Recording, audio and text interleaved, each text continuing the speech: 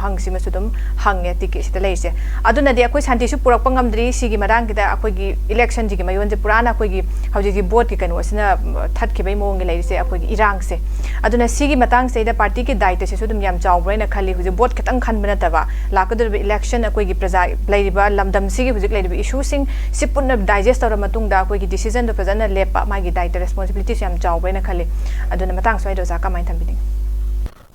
Sublam say khoi ngasigi topic siga sum mai khoina nainer ko matam da to to pa khoi ejna khara sum pusun da ya da matang khara lak pagi ne ko haji khudam moi nai khoina leiba leibak sigi issues ko haji leiba issues da issues makan khara lei ko problem makan khara lei haji leiba issues gi matang da haji rk haji pabi riba ko mb pabi riba ko gi tamar ke ranjan na ko mamang da hai ki balai bidu ne khudam moi praman tawra bani ko haidi ruling party center da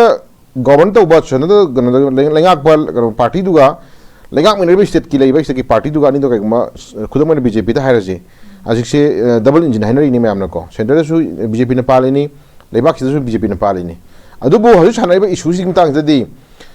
Parminariba parties in Gina, party against the one happy the party ideology to Yararoeco. I don't know, side areas the Queen election in a party one at the me one, Henry Camatevco.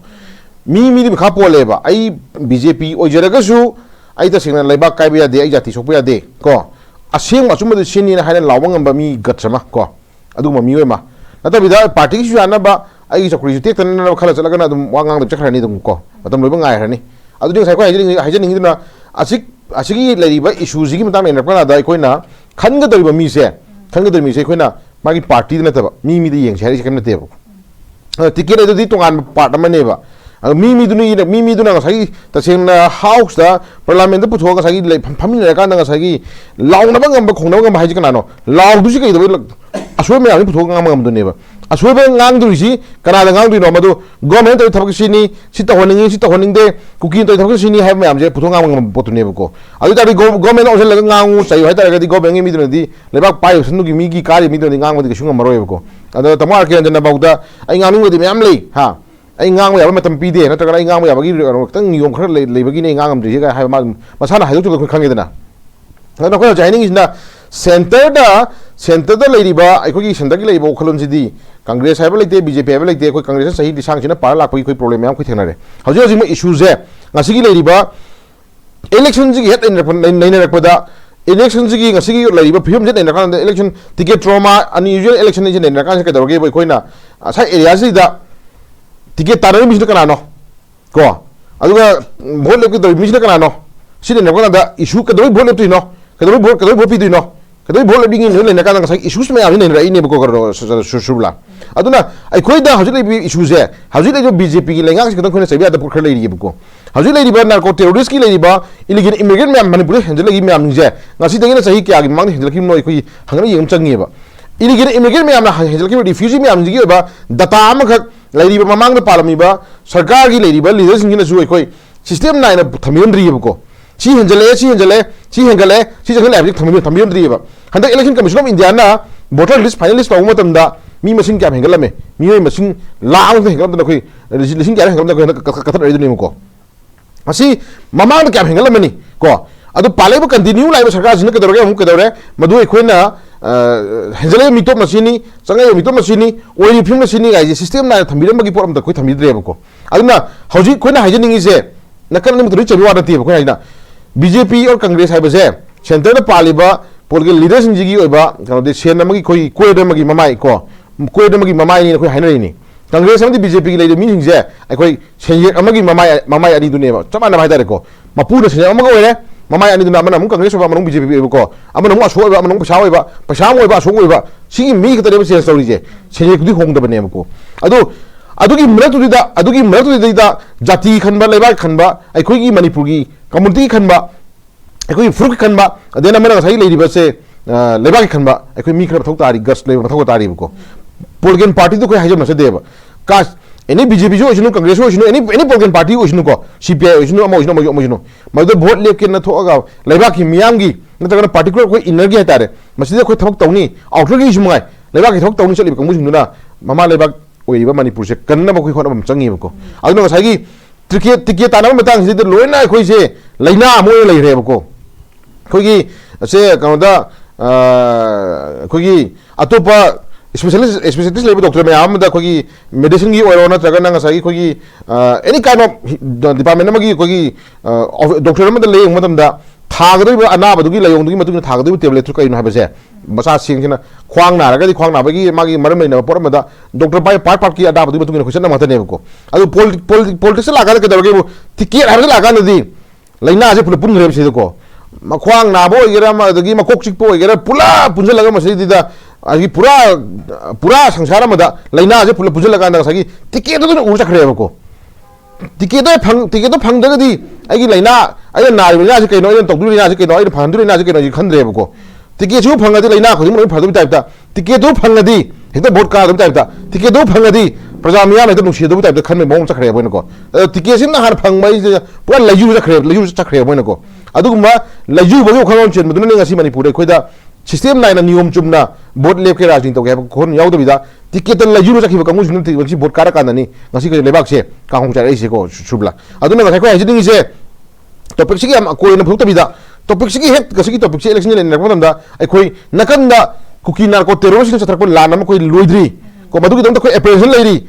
any moment amada moi no mai ka phukpu yari moi na mi halakpu yari moi na bong ka phukpu yari habe khoi si ka phukpu chwa da poram khlai ri ko madu ki anxiety oi ba madu ki oi ba apprehension da khoi kana da vote pi ga ge khoi bu kana ngak pi ga ge khoi bu kana kan mi ga ge habe si mari ni ne posiko ado ala area da khoi ni slightly khoi na ta moi na man hairab ni ta si vote pi si na khoi taw ki na bi gi bodo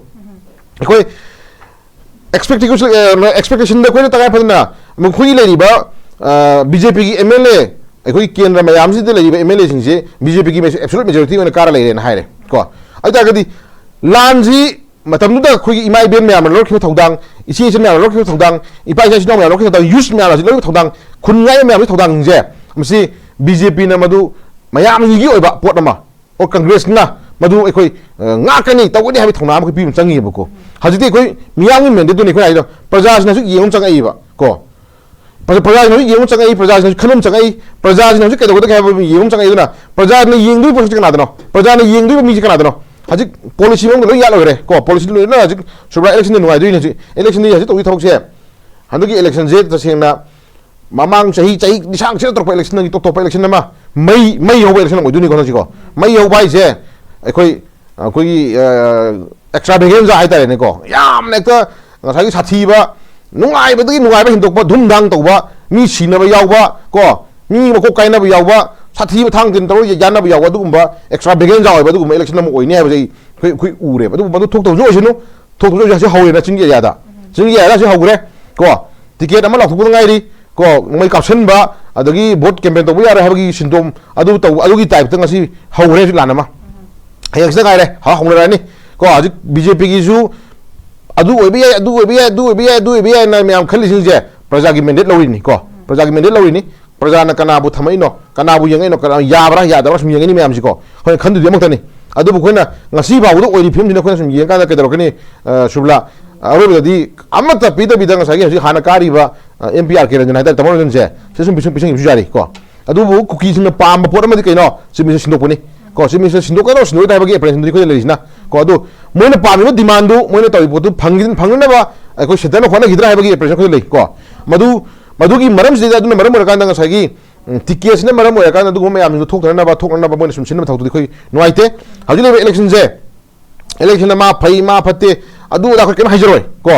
Subala केम हाइजरोय हजि मणिपुर मै हौरी मै चाइ को मणिपुर मै हौरी मै चाइ process कन्नगंबा मै हौरी process मुथपंगंबा अदुगु leader चंगी अदुगु leader कनानो हेंगदा कहता गदि मागी political party सिंगना थादोक पिने मिसिंगदो मियाम क्याम समनरो मिनो मियाम क्याम मियाम न फनबो के stock तरो मिनो खै ततन हाइ सिंजी को अदुगु मियो दनो खै खनमताइ अदु हजु सिलो सेलगोन दनो खै हाइजिनि गिदना सुबला थमोइदा को मियाम गी दमक्ता या फथौक तौगे मियाम गी कई को खक तौगे खलबा मिसिंगदो लोइना मक तौग ngमोय को मी खुदि मक कइसु परफेक्ट नते को असोबा एनाम लेगनी अदगी अहोबा एनाम लेगनी मदो मधुमक ओइरगसु मी दुगी तखन तको मागी duties फंगनदुदी ngamjaba area khara man ngamjaba khara tau tawirambado maduna development da afabada sum khara tawiyam taragadi khoi apto chahi tara khumdi tai kun khumdi khoi afamni obi adina hajik manipur gi le film ji shubla manipur gi le film ji khoi chakhol le kai haidino imphal gi leiba area का मणिपुर की लेरी area खरस देदा Imphal मैगोंदा over bridge अमखक सारकान दै खुचखल हाय दोरिब्राबा नखरबा अखोई state Assam दा ngasi सारिबा over bridge मैम निंदो लेरक खुदिंग ओवर ब्रिज हाकल एनी प्रमाणी को अदु बाउदा मनिंग हनबा स्टेट म ओइरि हायनि मणिपुर दी कदरगे ओवर ब्रिज को सारकान दा लेरक लंबी थोंग खरा सी इम्फाल मैगोंदा खा सेम कांदा अखोई चखप ओइरब्राबा खुंग चिंगोंग जा चलब दिंग बियोबा चिंगोंग जा दा कम लंबी सेमे ngasi dagina sahi kunthra ne fugi manga sem giba ma'am highway लोरे लेबा सिदगिना इम्फाल लगीना वंगु सुगुनु बाकी लंबी इम्फाल लगीना से मोरे लंबी हाईवे लंबी जुमदी स्टेट हाईवे नेशनल हाईवे ने नमदुगी इंटरनेशनल हाईवे ने नमदुगी फब सेंगरे अते दे चली लंबी मसा मसा सिदगिना सेंगमाई चले चली हट चली गासिदा किलोमीटर क्या क्या डिस्टेंस का लंबी फब ओइरगे बको लेरे खोल के फब ओइरगे बा कोई कई चाखल लगे बको जे अदुना कोना हाइजनिंगी याम सांगना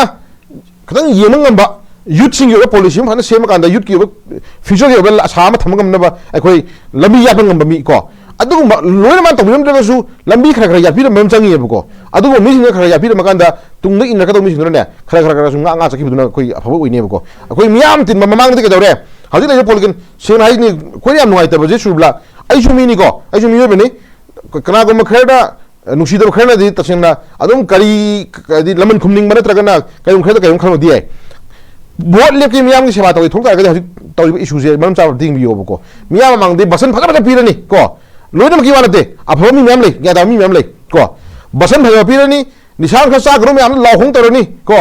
होय हाइजिंग का नहा मियाम निजे का फम मिन का ने करी ब्रांड हाय थम दुइने बको अदुगु मगी खलम चेन मी सिन का दरे एखोई होय नहा जिन तुंगी मिरो नमन कोई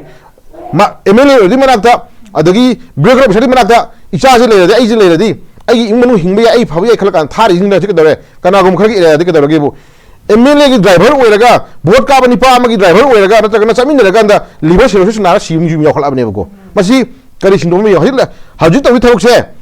हजि तो बोस के सुसुबला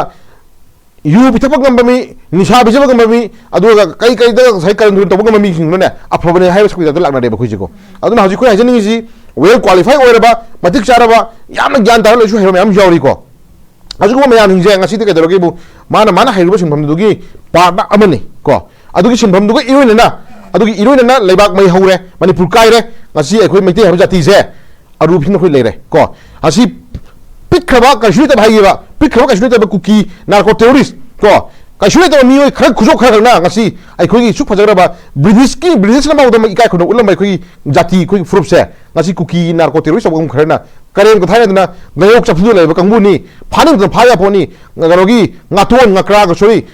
कोई ngapi ma फाबि त फादु नि गाय नगबन कय खानो मान मong ngang बुजि मसी तुंगी मिरोना तुंगी होय नहा सिंग मिरोना को सही दिसांग चितना बिजनेस की मखुतगी मनि खतम फंगम फंगौबा को अवागी लांदगी मनि खतम फंगौबा इमा इबे ना फंगम लुबिनांगी वरी को थांग के नोय मक तो थोना म याम दो ngasi कुकी करसिमे त म खरगी मखुतै खोय ngसागी थोय उसना तो थमजिदी सुब्ला मसे तुंगी मिरोन दे खोयदा यामना दी अमुब कली थको तो पोसोसिम को तोरिंदे अदुना ngasi सुमे यामनि कन्नना बदम दनी सुमे यामनि कन्नना बदम दनी nga na बदम दनी ngasi खोयना political leader नि ngasi थमना मियाम मिहुत का इंद्र ngasi केंद्र दगी वोट कारो मियाम थोक तरो समाज की थोक तरो का ngasi इलिबा एमएलए ने लाइबा लो मेकर लाइबा खोगी वोट लेबा वोट काई कंगु सिंजे अदुगो मियाम दुगी फोटो प्रोटेक्शन पी ना लेबा करना जाति करना प्रूफ करना तरो हाना थादरो मी हतने बको अदुगो मिस नो कदरगी ngasi टेबल ngasi करना बगी स्टेज रो का कदरे कुकी एमए तरा जना एता एक तो फिर हाई तक सिनर खलक बजिदी मसी थौना फम संगी को कनो सुबला गस लेम संगी लेबा कायरक जाति सिनर को मंदा कंप्रोमाइज तो गमैदबा तौरोइदबा मी को चप चप थेलंगदो मी खोई संगी हाबसे थमजगे अदुना ngasi टिकेट लाइजु बिरनु टिकेट लाइजु रगा बोट का गने हम खमिगनु टिकेट लाइजु रगा मियां स्वा तोन खमिगनु मियां अवाबा ngasi तारि मणिपुर मई हौरिजे कनना बिदम त कैदगो के हान खनबि हर थमजगे